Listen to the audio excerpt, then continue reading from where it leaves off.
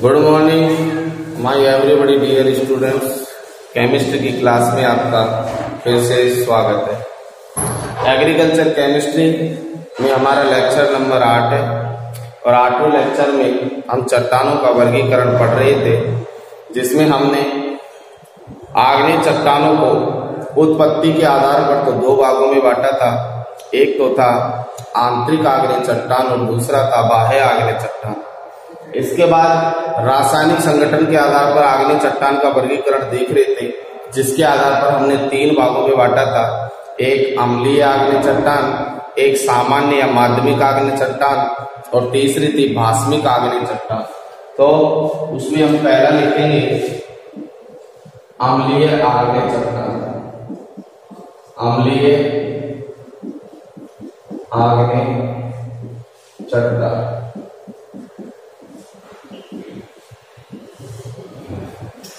अम्लीय आग्नेय चट्टान, सामान्य आग्नेय चट्टान और भास्मिक आग्नेय चट्टान क्या होती है? तो अम्लीय आग्नेय चट्टान और भास्मिक और सामान्य तीनों का जो अंतर देखा गया है वो सिलिका की मात्रा के आधार पर होता है। तो जिसमें सिलिका की मात्रा 65 से 85% पाई जाती है वो आपकी अम्लीय आग्नेय चट्टान कहलाती है। जिसमें सिलिका की मात्रा 55 से 65% पाई जाती है वो आपकी सामान्य या माध्यमिक आग्नेय चट्टान कहलाती है। और जिसमें सिलिका की मात्रा 45 से 55% पाई जाती है वो आपकी भास्मिक आग्नेय चट्टान कहलाती है। तो सबसे पहले हम लिखेंगे अम्लीय आग्नेय चट्टान। तो लिखेंगे वह आग्नेय चट्टान, वह आग्नेय चट्टान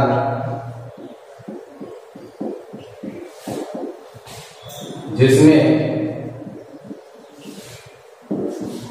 सिलिका की मात्रा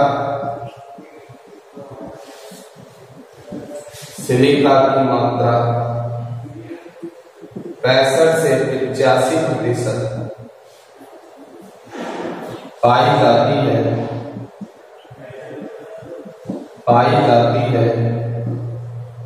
उसे अम्लीय आग्नेय चट्टान, अम्लीय आग्नेय चट्टान कहते हैं। अम्लीय आग्नेय चट्टान कहते हैं। इसके एग्जाम्पल लिख लो, ग्रेनाइट और सैंडस्टोन।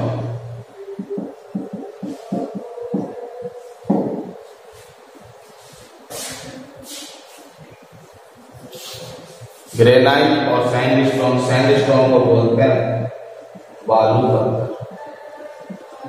ध्यान रखना ये सैंडस्टोन है जो हमारी भास्मिक आग्नेय चट्टान के अंतर्गत भी, अवसादी चट्टान के अंतर्गत भी आती है। अम्लीय आग्नेय चट्टान के बाद दूसरा है हमारा सामान्य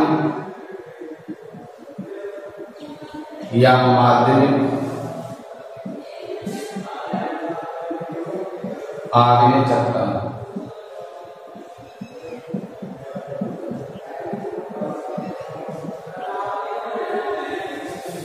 सामान्य या माध्यमिक आग्नेय चट्टान।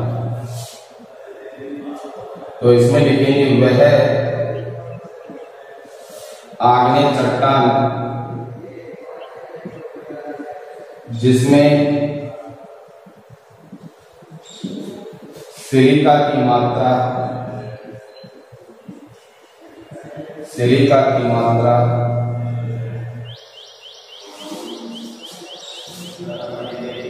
55 से 65% पाई जाती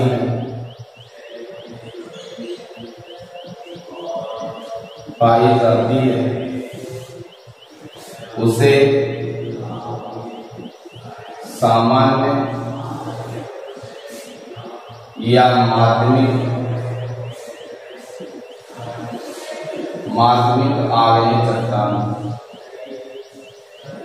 आग्नेय चट्टान कहते हैं।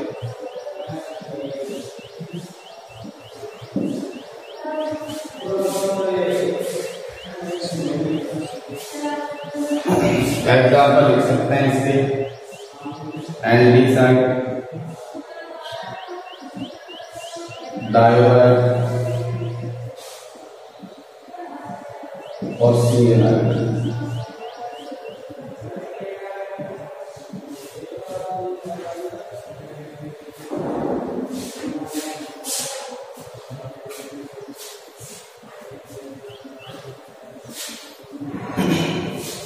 तीसरी चट्टान है फिर हमारी सामान्य के बाद तीसरी चट्टान है बास्मिक आग्नेय चट्टान। बास्मिक आग्नेय चट्टान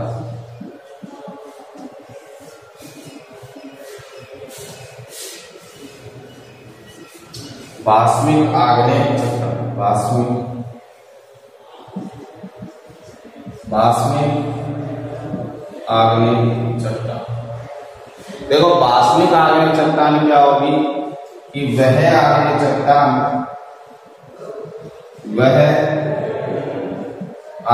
चट्टान जिसमें सिलिका की मात्रा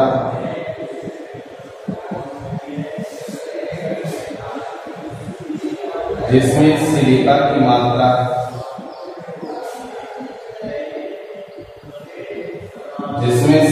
की मात्रा 45 से 55% पाई जाती है।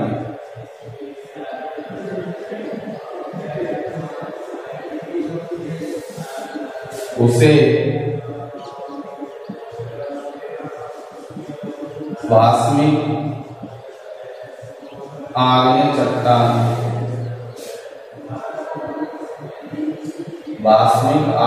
चट्टान कहते हैं। एग्जाम्पल है इसका बेसाल्ट।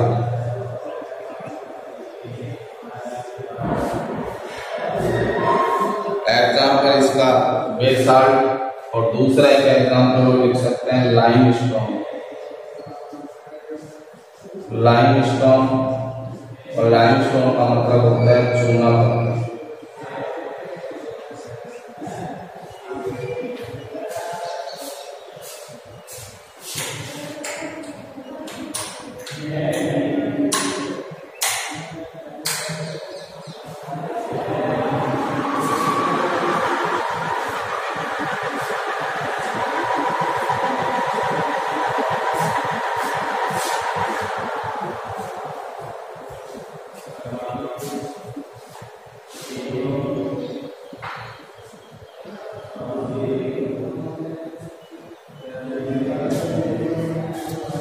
ये हमने चट्टानों का वर्गीकरण कंप्लीट कर लिया।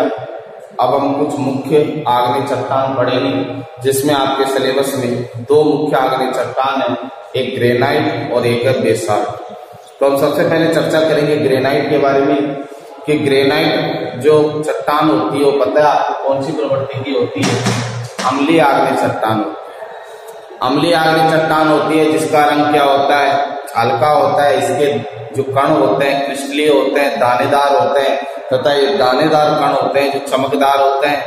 यह माइका, हॉर्नब्लेड, आर्थोक्लेच, फेल्सपार आदि चट्टानों से मिलकर क्या होती है? बनी होती है। तो हमारा नेक्स्ट टॉपिक रहेगा मुख्य आग्नेय चट्टान।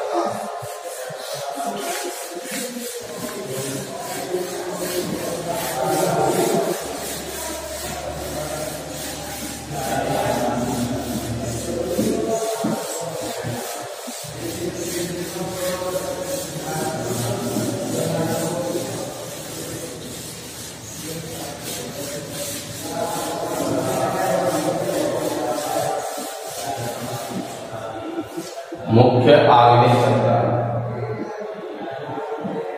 मुख्य आग्नेय चट्टान। और मुख्य आग्नेय चट्टान में सबसे पहले चट्टान हम लिख लेंगे ग्रेनाइट। तो ग्रेनाइट के अंदर लिखेंगे इस चट्टान के कण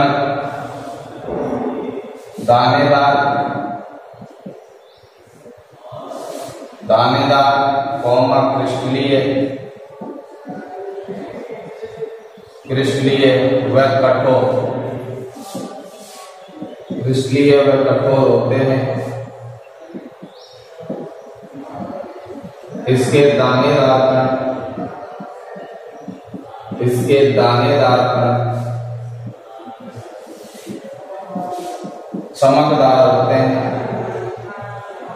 चमकदार होते हैं। यह एक अम्लीय आग्नेय चट्टान है। यह एक अम्लीय आग्नेय चट्टान है जिसका रंग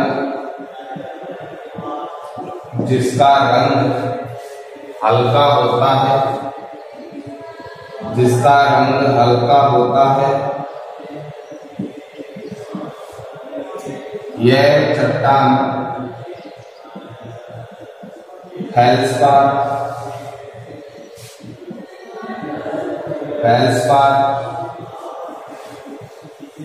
आर्थोक्लेज, माइका, हॉर्नब्लैक,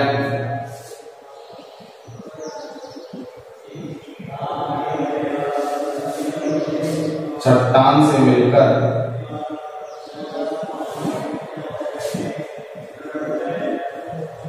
बनी होती है। और ग्रेनाइट के बाद में हमारे दूसरे जो सिलेबस में है वो है बेसाल्ट।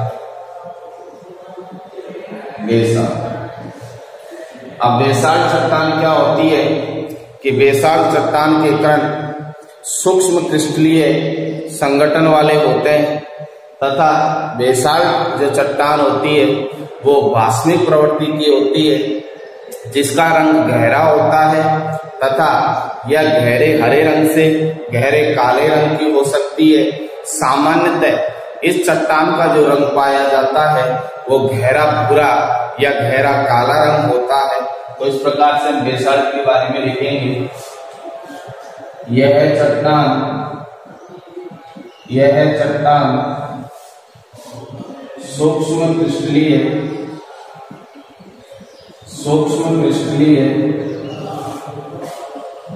गठन वाली होती है।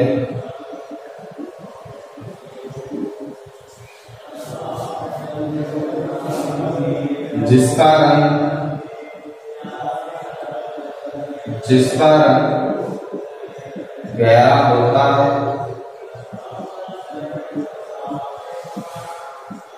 यह गहरे हरे रंग से गहरे काले रंग की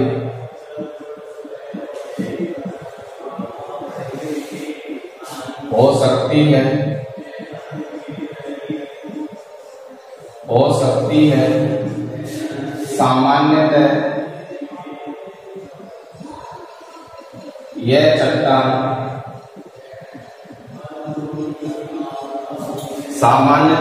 चट्टान गहरे भूरे या गहरे काले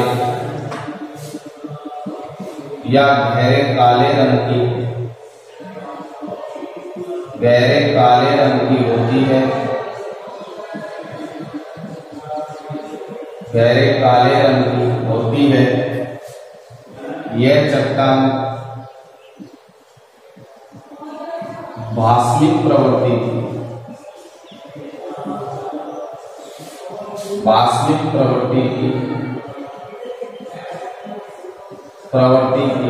होती है। भास्मिक प्रवृत्ति की होती है।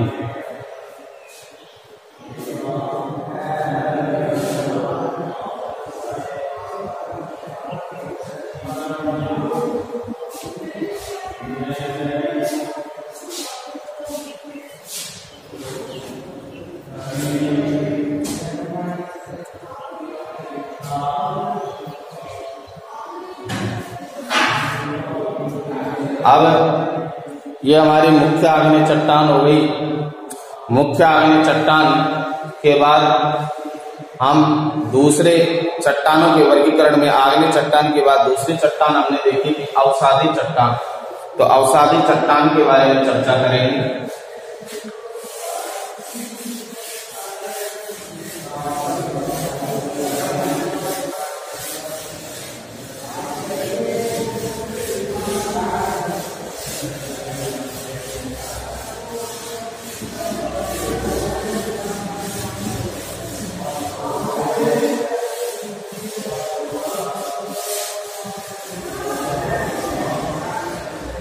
एक पॉइंट और लिखना चाहो तो बेसाल्ट के कण भी क्रिस्टलीय व दानेदार होते हैं, नोट कर लेना लिखना चाहो। अब दूसरी चट्टान है हमारी अवसादी चट्टान। देखो अवसादी चट्टान क्या होती है। अवसादी चट्टान का निर्माण आग्नेय चट्टान से होता है। तो आग्नेय चट्टान के अपक्षय से प्राप्त तलछट, मतलब उसके तल से जो हमें छटा हुआ पदार्थ प्राप्त होता है उसे कहते हैं तलछट। तो आग्नेय चट्टान के अपक्षय से प्राप्त तलछट जब एक स्थान से दूसरे स्थान पर जाकर जमा हो जाता है तो उससे बनने वाली जो चट्टान है उसे हम कहते हैं आग्नेय चट्टान। और इस चट्टान का निर्माण परतों के रूप में होता है, इसलिए इसे परतदार चट्टान कहते हैं। और एक स्थान से दूसरे स्थान पर जाना या तो जल के माध्यम से या वायु के माध्यम से तलछट एक स्थान से दूसरे स्थान पर जाते हैं, इसलिए इसे जल और वायु का माध्यम काम आए, इसलिए इसे जलज चट्टान भी कहते हैं।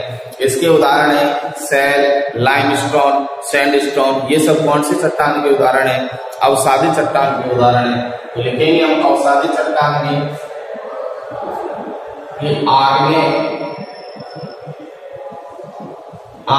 चट्टान के अपक्षय से आग्नेय चट्टान के अपक्षय से प्राप्त तलछट जब एक स्थान से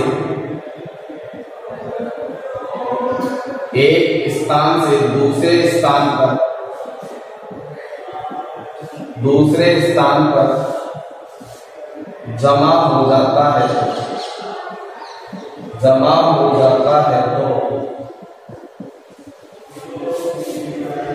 तो उससे बनने वाली चट्टान, तो उससे बनने वाली चट्टान अवसादी चट्टान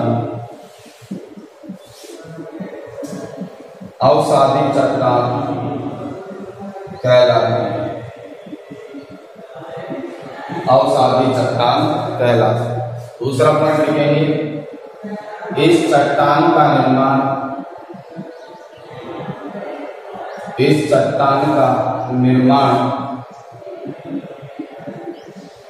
परतों के रूप में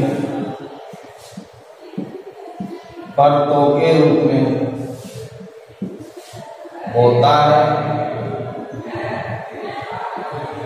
इसलिए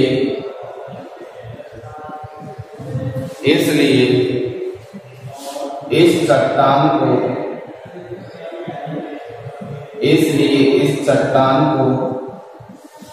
परतदार चट्टान भी कहते हैं। कौन सी चट्टान भी कहते हैं? इसे परतदार चट्टान भी कहते हैं। अगला पॉइंट तलछट का एक स्थान से दूसरे स्थान पर गमन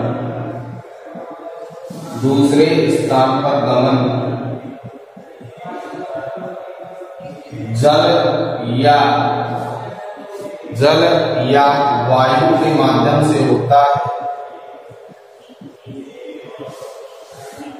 वायु के माध्यम से होता है, इसलिए इसे जलद चट्टान भी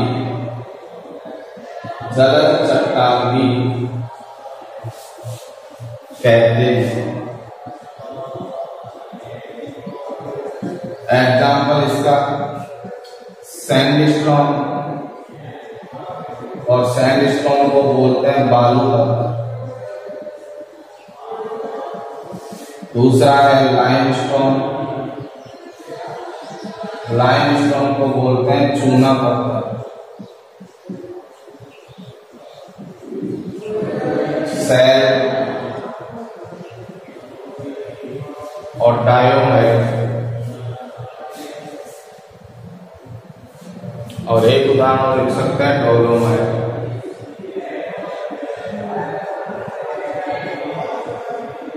आदि, ये सभी किसके उदाहरण हैं? अवसादी चट्टान के उदाहरण। नोट करोगे इसे।